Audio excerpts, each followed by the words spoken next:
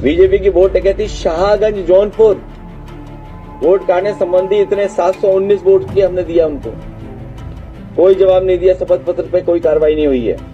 36.21% and 35.91% हम लोग हार गए चुनाव।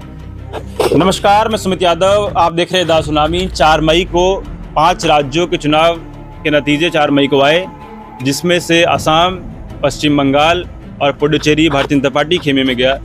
तमिलनाडु के नतीजे हैरान करने वाले रहे। वहां पर विजय थालापति, जो कि जिन्होंने 2 साल पहले पार्टी बनाई थी, इस बार सरकार बनाते हुए दिखाई दे रहे हैं। किसका समर्थन वहां मिलेगा वो अभी समय बताएगा। और एकमात्र राज्य केरला, जहां पे लेफ्ट की सरकार बची थी, वहां से भी लेफ्ट अब गायब हो चुकी है। अब वहां पे कांग्रेस गठबंधन ने जीत हासिल की है। लेकिन इन सभी राज्यों में सबसे चर्चा जिस राज्य की थी वो था पश्चिम बंगाल। और पश्चिम बंगाल के नतीजे जिस तरीके से आए, उसके बाद जो तस्वीरें पश्चिम बंगाल से आ रही हैं वो आप सभी लोगों को सोशल मीडिया पर दिखाई दे रही होंगी। और तमाम आरोप ममता बनर्जी की तरफ से भी लगाए जा रहे हैं कि चुनाव निष्पक्ष नहीं कराया गया। चुनाव चाहे मतदान के समय, चाहे मतगणना के समय, ना मतगणना ईमानदारी से की गई, ना मतदान ईमानदारी से होने दिया गया। इस तरीके के आरोप लग रहे हैं।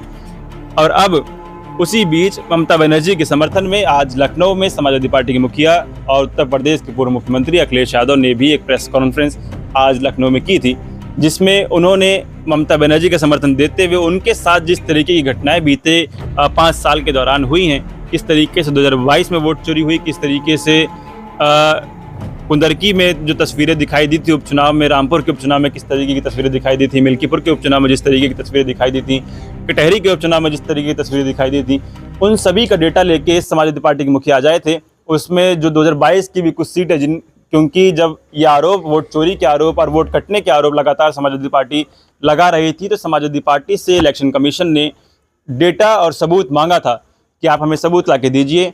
तो समाजवादी पार्टी ने कुछ विधानसभाओं से सबूत इकट्ठा करके 18,000 एफिडेविट तैयार करके इलेक्शन कमीशन को भेजा था कि ये देखिए, ये एफिडेविट हैं और इन लोगों के वोट्स आपने काटे थे, जो कि जिंदा हैं, जो कि वोटर हैं, और लेकिन वो लोग वोट नहीं दे पाए।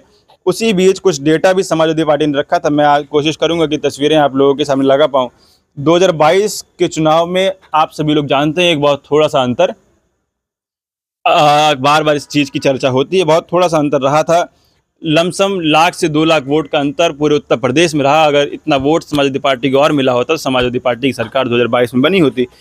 तो उसी बीच कुछ वो सीटें जो बहुत थोड़े अंतर से हारी समाजवादी पार्टी, और लगातार ये आरोप लगता है कि अगर उनका वोट ना कटा होता, उनके वोट को डलने दिया गया होता, तो समाजवादी पार्टी वो चुनाव ना हारती।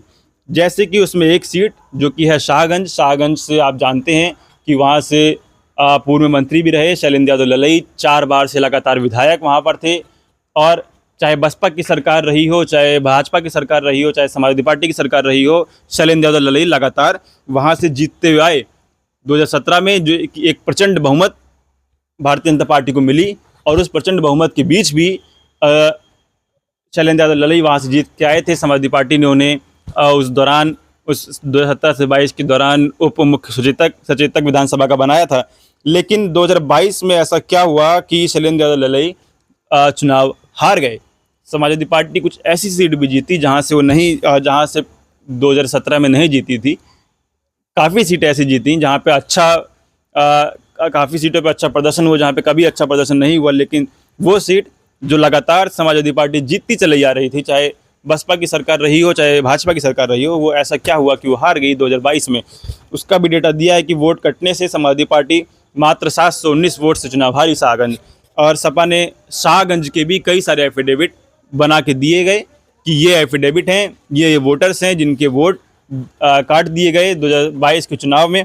लेकिन उस पर भी कोई कार्रवाई इलेक्शन कमीशन ने नहीं की।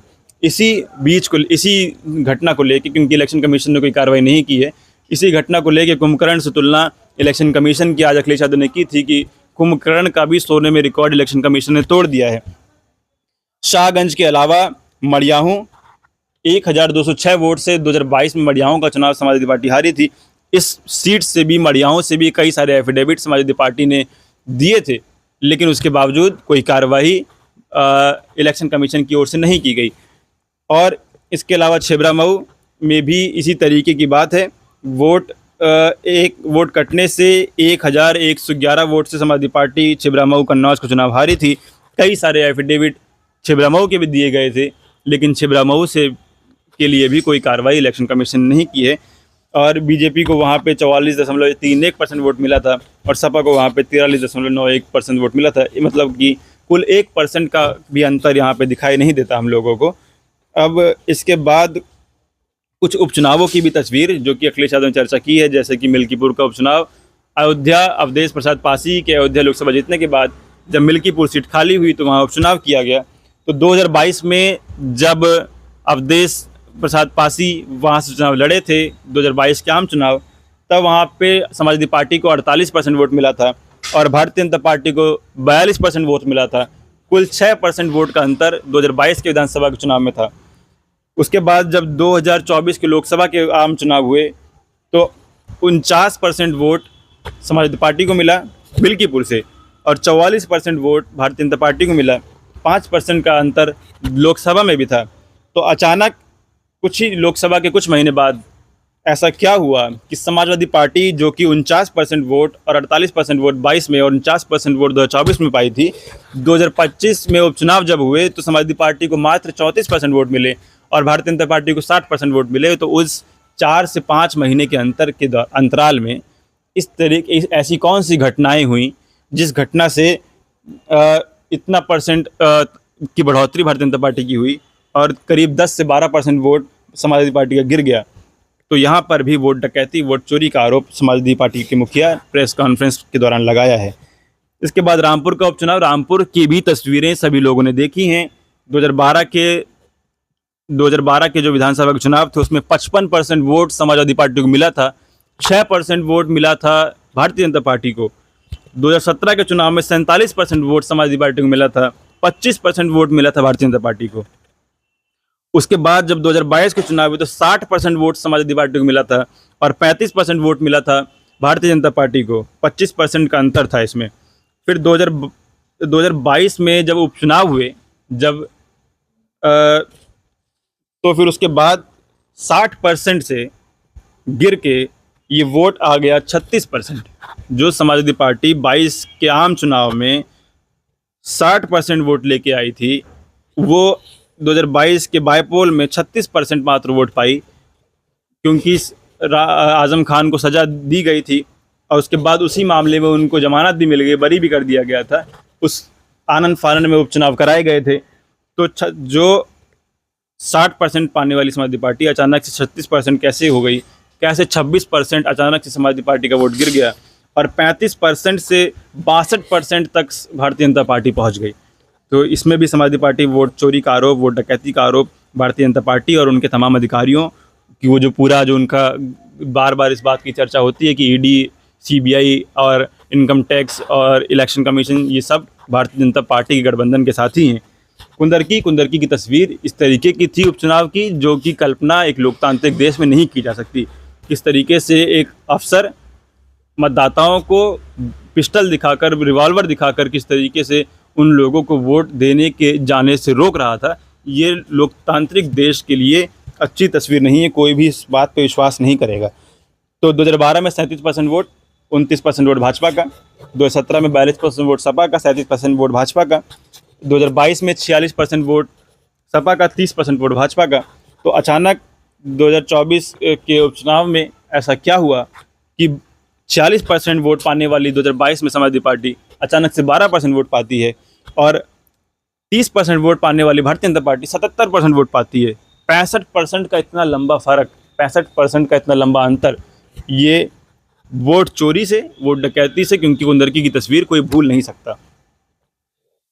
तो ये तमाम तस्वीरें, तमाम आंकड़ों के साथ आज अखिलेश यादव ने प्रेस कॉन्फ्रेंस की थी और उन्होंने ये कहा कि वो बंगाल भी जाएंगे, क्योंकि ये बंगाल के अभी उस तरीके के आंकड़े हमारे पास नहीं हैं।